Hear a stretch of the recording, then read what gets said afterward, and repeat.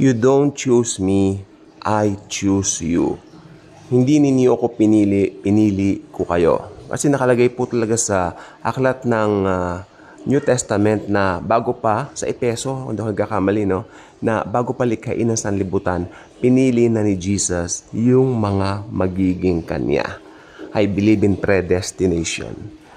Predestination doesn't mean binabangga yung kabutihan ng Diyos, sapagkat ang Panginoon po, all-knowing. Jesus is all-knowing. He is the God of the galaxy, God of the universe, God of the Milky Way. Sabi kasi ng iba, paano yung mga masama? Ibig sabihin, intended na ni Jesus na maging masama sila? Paano si Judas? Hindi ba si Judas may malaki siyang role na ginampanan sa buhay ng God of Gods na maging tao siya para mamatay sa krus? Mga tipong ganyan. Ibig sabihin, napaka-unfair daw kay Judas. No. Ang Panginoon po, all-knowing. Meron tayong mga bagay na hindi maunawaan. Deuteronomy 29:29. Nakalagay doon. Mga hayag na bagay para sa atin na pwede natin maunawaan. Ngayon din naman, yung mga nakakubli o yung mga hindi pa maunawaan ay sa Panginoong Jesucristo lang. So, gawin natin, yung mga possible na pwede nating maunawaan, yun ang unawain at ating pagbulay-bulayan. While yung mga alam nating mahirap intindihin, ngunit sinasabi naman ng Biblia na gano'n, paniwalaan natin nang walang pagtatanong. Yan ang pananampalataya. So, si Jesus, sabi niya, hindi ninyo ako pinili. Pinili ko kayo. We follow Him because He intended us to become His followers bago palikhain ng mundo. Isang napakagandang katotohanan.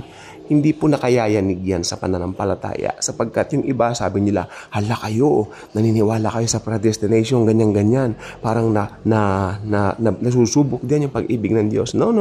It doesn't follow that. Hindi nasusubok ang pag-ibig ng Diyos sa predestination sapagkat God is love. God is love. Alam niya ang ginagawa niya. He is perfect. Jesus is perfect. Sabi ng Bible, at just the right time, pinanganak siya sa lupa. Born under the law. Born of a woman, di ba? So, wag nating questionin, no, ang kalooban ng Panginoon.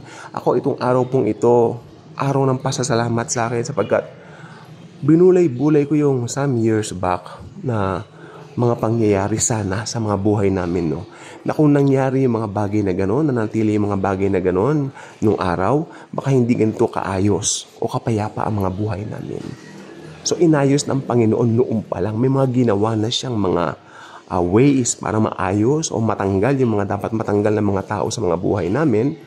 Dahil ngayon nakita po namin mga toxic nga po itong mga taong ito. Kamag-anak din po namin.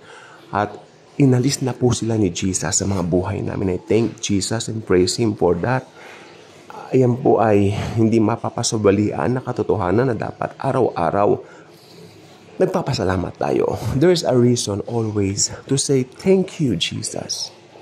Don't settle for anything less sapagkat ang Panginoong Jesus gusto niyang ibigay sa iyo ang the best. Kaya kung hindi ka pa subscriber dito, I invite you to do so. Click the notification bell. Share this video. Share Jesus and His wonderful love. Thank you. And as always and forever, Jesus truly loves us all.